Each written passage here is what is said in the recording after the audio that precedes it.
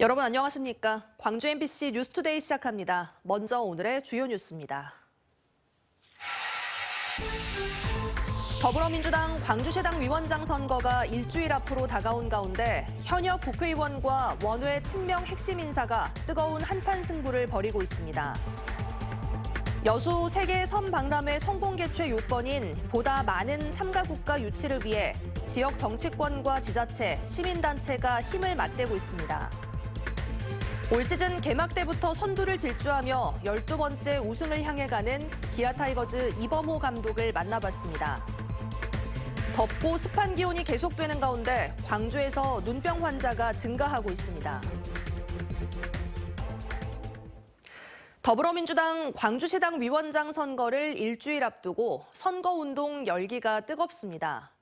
현역 국회의원인 양부남 후보냐, 원외 친명 핵심인 강의원 후보냐를 놓고 한판 승부를 벌이고 있습니다. 보도에 송정근 기자입니다. 2년 만에 다시 원내와 원외 대결 구도가 만들어진 더불어민주당 광주시당 위원장 선거. 원내 인사의 싱거운 승리였던 지난번과 달리 이번 선거 결과는 어느 쪽도 장담할 수 없습니다.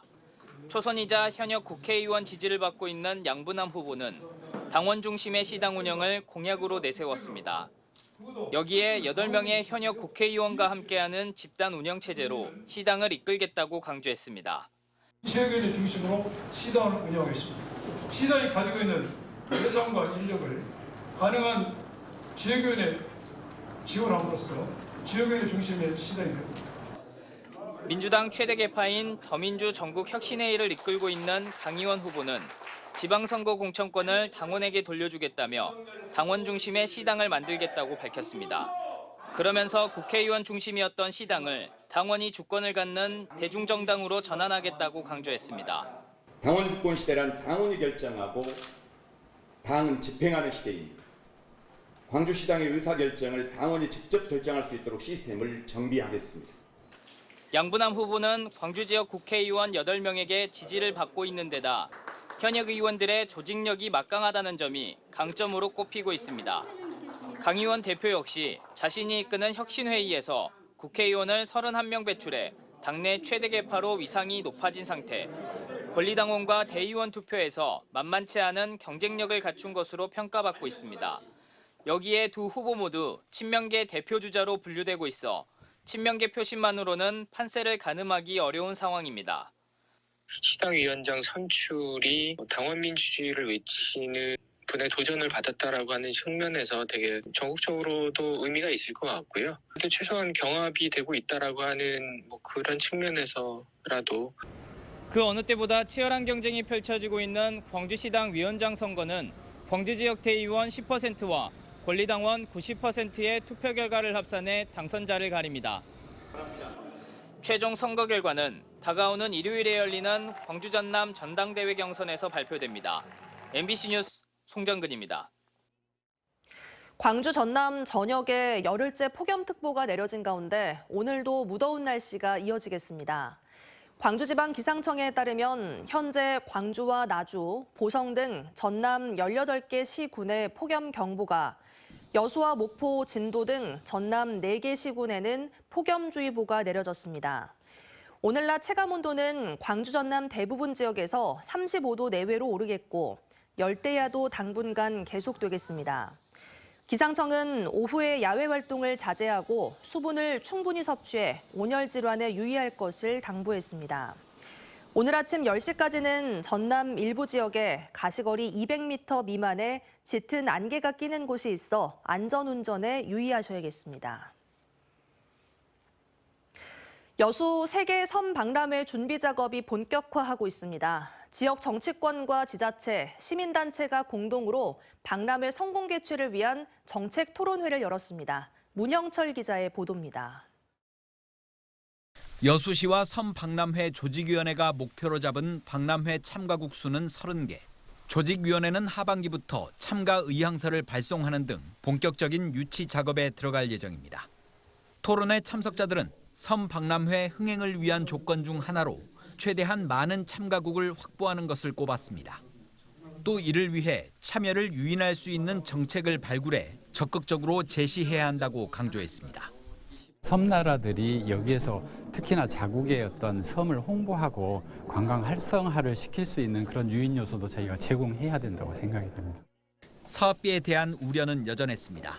248억 원으로 2달 동안 국제 행사를 내실 있게 치르기에는 역부족이란 겁니다. 또 사업비의 절반가량을 입장권 판매 등 자체 수입으로 충당한다는 계획에 대해서도 회의적인 시각을 보이며 국비 비중을 늘리거나 여수시의 자체 재원을 추가 투입할 것을 요구했습니다. 박람회 콘텐츠에 대해서는 단순히 영상물을 보여주는 형태에서 탈피해야 한다고 지적했고, 박람회가 일회성 행사에 그치지 않고 섬의 실질적인 발전을 이끌어낼 수 있도록 철저한 사후 활용 계획을 수립할 것을 주문하기도 했습니다. 드론이라든지 해상택시라든지 또 섬에 접안할 수 있는 요트 시설이라든지 이런 부분들을 미래지향적으로 연구를 해서 좀 계획을 해야지만 섬 박람회 외에 우리 여수시의 자산이 남지 않을까. 토론회 참석자들은 또 박람회가 2년 앞으로 다가온 만큼 홍보 활동을 강화하고 엑스포장을 적극적으로 활용할 것을 제안했습니다. MBC 뉴스 문형철입니다. 어제 오전 6시 반쯤 광주 광산구 신창 우체국 사거리에서 전동 킥보드와 시내버스가 부딪혔습니다. 이 사고로 킥보드에 타고 있던 20대 남성이 크게 다쳐 병원으로 옮겨졌지만 숨졌습니다. 경찰은 이 남성이 안전모를 쓰지 않은 채 킥보드를 타고 가다 주행 중이던 버스 중간 부분과 부딪힌 것으로 보고 정확한 경위를 조사하고 있습니다.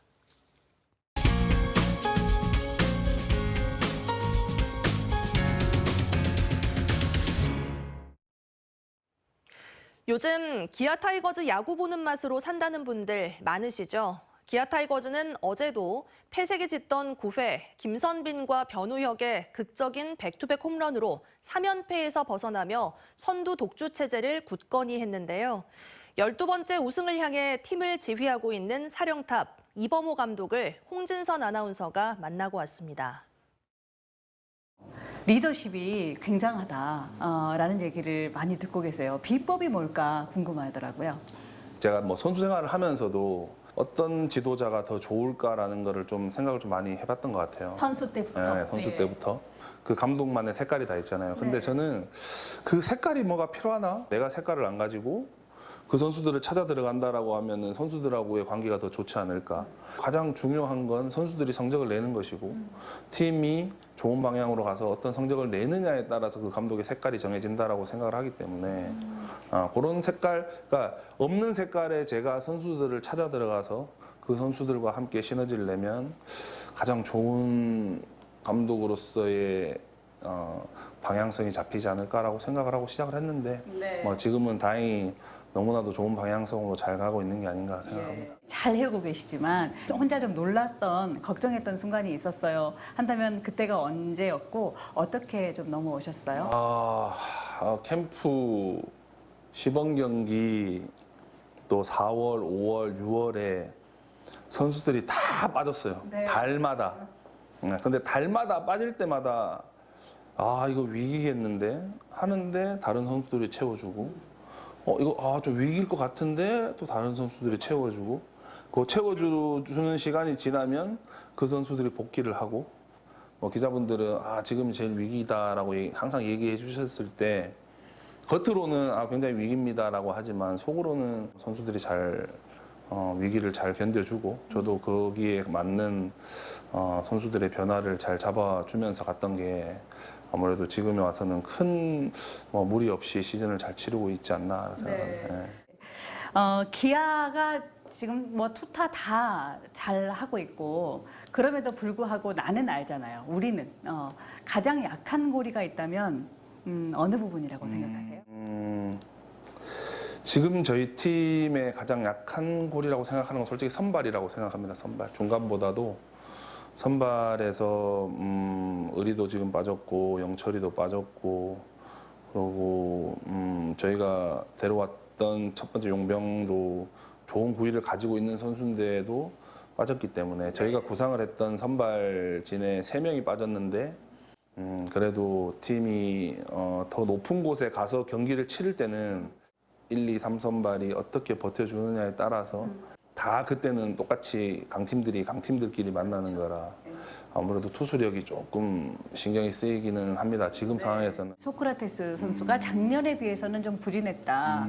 퇴출도 검토하고 계시는가? 이런 얘기들이 팬들 사이에서는 좀 있었나 봐요. 네. 생각을 어떻게? 소크라테스가 초반에 너무 안 좋고 할 때 팬분들께서 그런 말씀들을 많이 해주셨던 것 같아요. 확실히 소크라테스도 성격 자체가 그런 프레스를 계속 받으면 받을수록 계속 성적이 곤두박질 치는 선수라. 잘한다 해드려야 되니까. 그렇죠. 예, 소크라테스는 약간 그런 성격이 있어요. 소크라테스를 불러놓고 했던 말도 절대 그런 일 없으니까 걱정하지 말고 경기해라 그 한마디 하고, 지금은 뭐 소크라테스가 없었으면 큰일 날 뻔했고, 지금 보면 뭐 소크라테스는 가고 브리또가 왔다. 뭐. 김도영 선수 얘기를 안 할 수가 없잖아요. 너무나도 무섭게 성장을 해주고 있고, 옆에서 김도영이라는 선수가 그렇게 무섭게 성장을 하다 보니까 다른 팀들도 도영이하고 상대하는 게 꺼려지고 형우한테 찬스가 걸리고, 네. 또 뒤로 한 명 한 명씩 물러날 때마다 더 큰 산이 있는 것 같이 막 느껴지니까 앞으로 그러니까 기아 타이거스뿐만이 아니고 우리나라의 한국 야구에 저런 선수가 잘 나오기 힘든 지금 상황으로 되어 있는데, 이렇게 좋은 선수가 나왔으니까 더 좋은 선수로 성장할 수 있도록 잘 준비를 시키도록 하겠습니다. 자, 이대로 가면 우리 기아 한국 시리즈 직행입니다. 12번째 우승 우리 해야 되는데 각오 듣고 싶습니다. 뭐 저희 12번째 우승을 뭐 저도 그렇고 많은 팬분들도 원하실 거고, 지금 이렇게까지 저희가 잘 달려오고 순위권 맨 위에 위치하고 있기 때문에 올 시즌에는 꼭 이 광주에서 우승을 할 수 있는 그런 날이 오기를 저희도 열심히 잘 준비를 하도록 하겠습니다. 뭐 많은 분들께서 원하시고 저희도 원하고 12번째 우승을 꼭 이룰 수 있는 그날까지 꼭 페넌트 레이스 잘 치르고 남아있는 또 포스트 시즌 올라가게 되면 거기서 좀 잘 치러가지고 올 시즌에는 많은 분들이 염원하는 우승을 꼭 이루도록 최선을 다하겠습니다. 기아 타이거즈 화이팅! 덥고 습한 기온이 계속되면서 광주에서 눈병 환자가 증가하고 있습니다. 광주보건환경연구원은 지난달 안과병원을 찾은 환자의 가검물을 분석한 결과 유행성 눈병이 63.2%로 지난 2021년 11%, 2022년 43%에 비해 크게 높았습니다. 유행성 눈병은 각 결막염과 급성 출혈형 결막염 등으로 눈곱 출혈과 함께 결막 아래 출혈로 눈이 빨갛게 보이는 증상이 대표적입니다. 보건환경연구원은 습기와 기온이 높은 우리나라 기후 특성상 여름철 눈병 발병이 우려된다며 손 씻기 등 개인 위생 관리가 중요하다고 밝혔습니다.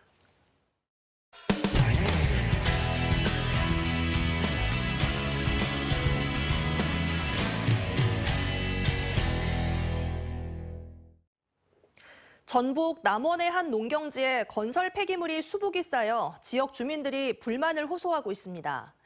인근 축사 공사 현장에서 발생한 폐기물들이 장기간 방치된 건데요. 하지만 불법 매립이 아닌 임시로 야적한 폐기물의 경우 이를 규제할 법적 근거가 마땅하지 않아서 주민 간의 갈등에 불씨가 되고 있습니다. 전주문화방송 정자형 기자입니다. 화물칸에 적재물을 잔뜩 실은 대형 트럭이 덜컹거리며 풀밭 위에 멈춰섭니다. 뒤에 실린 물건들을 살펴보니 콘크리트 등 건설 폐자재들이 한가득입니다. 곧이어 뿌연 흙먼지를 일으키며 땅에 쏟아부은 뒤 어디론가 사라집니다. 남원의 한 농촌 마을에서 포착된 쓰레기 야적 현장. 콘크리트와 철근 등의 건설 폐기물이 1m가 훌쩍 넘는 높이로 곳곳에 나뉘어 쌓여 있습니다. 해당 부지는 농사를 짓지 않고 있는 밭인데 주민들은 6년 전 땅 주인이 바뀐 뒤부터 쓰레기가 쌓이고 있다며 눈살을 찌푸립니다. 중장비 이용해가지고 폐기물들하고 흙하고 섞어서 계속 나르더라고요. 주변 분들도 많이 우려스러워하고 계시니까. 도대체 누가 폐기물을 버리는 걸까? 알고 보니 해당 부지 바로 앞 축사에서 가져다 둔 것으로 맨홀 교체 공사 중 발생한 폐기물을 잠깐 둔 것이라고 해명합니다. 이거 다 가져갈 거예요. 누가 가져가요? 저기 열왕경. 언제요? 이거 지금 날씨가 이래서 차가 못 오잖아요. 이처럼 수년째 반복적으로 야적되는 폐기물에 시달려온 주민들은 최근에서야 지자체에 민원을 제기했습니다. 폐기물 처리법상 건설 폐기물을 전문 처리업체를 통해 버리지 않을 경우 7년 이상의 징역이나 7천만 원 이하의 벌금을 물어야 합니다. 하지만 관련 규정에는 임시로 야적한 폐기물에 대해서는 마땅한 처벌 규정이 없습니다. 결국 언젠가 치우기만 한다면 폐기물을 장기간 방치할 수 있다는 얘기입니다. 이제 건설 폐기물이면 업체에 맡기거나 해서 처리를 해야 되는데 매립을 하는 경우가 있어요. 그거는 불법이 맞고 이렇게 놓기만 한 거면은 저희가 애매하긴 하지. 땅 주인 역시 자녀가 운영하는 인근 축사에서 나온 폐기물을 임시 보관 중이었을 뿐 투기는 아니었다며 신속히 처리하겠다는 입장입니다. 관련 법 규정이 세세하게 정비되지 않으면서 폐기물 임시 야적을 둘러싼 주민 간 갈등의 불씨가 되고 있습니다. MBC 뉴스 정자영입니다. 광주의 교통약자를 위한 저상버스와 무장애 정류소 등 편의시설이 확대됩니다. 광주시는 장애인과 고령자, 영유아 등 교통약자들이 대중교통을 편리하게 이용할 수 있도록 동구청과 광주대 입구 등 10곳에 무장애 정류소를 추가로 조성하기로 했습니다. 또 현재 85대가 운영 중인 저상버스를 60대 추가 운행하고 오는 2026년까지 저상버스 운행률을 60%까지 확대할 계획입니다. 광주 충장로와 전남대 후문 등 구도심의 상가 공실률이 감소하고 있습니다. 한국부동산원에 따르면 지난 2분기 전남대 상권의 중대형 상가 공실률은 38.7%로 1분기 44.6%에 비해 5.9%포인트 감소했습니다. 광주 금남로와 충장로 상권도 같은 기간 중대형 상가 공실률이 25.3%로 전분기에 비해 5.7%포인트 줄었습니다. 이는 관련 상인들이 지자체 등과 연계해 경품 증정 이벤트를 개최하는 등 상권 부활을 위해 공동 마케팅을 추진하고 있기 때문으로 분석됩니다. 광주 전남 전역에 열흘째 폭염특보가 내려진 가운데 오늘도 무더운 날씨가 이어지겠습니다. 광주지방기상청에 따르면 현재 광주와 나주, 보성 등 전남 18개 시군의 폭염경보가 여수와 목포, 진도 등 전남 4개 시군에는 폭염주의보가 내려졌습니다. 오늘 낮 체감온도는 광주 전남 대부분 지역에서 35도 내외로 오르겠고 열대야도 이어지겠습니다. 기상청은 오후에 야외 활동을 자제하고 수분을 충분히 섭취해 온열 질환에 유의할 것을 당부했습니다. 또 오늘 아침 10시까지는 전남 일부 지역에 가시거리 200m 미만의 짙은 안개가 끼는 곳이 있어 안전운전에 유의하셔야겠습니다. 이상으로 뉴스 마칩니다. 함께해 주신 여러분 고맙습니다. 언제 어디서나 내 손 안의 뉴스. 광주 MBC 뉴스 유튜브 구독으로 함께하세요.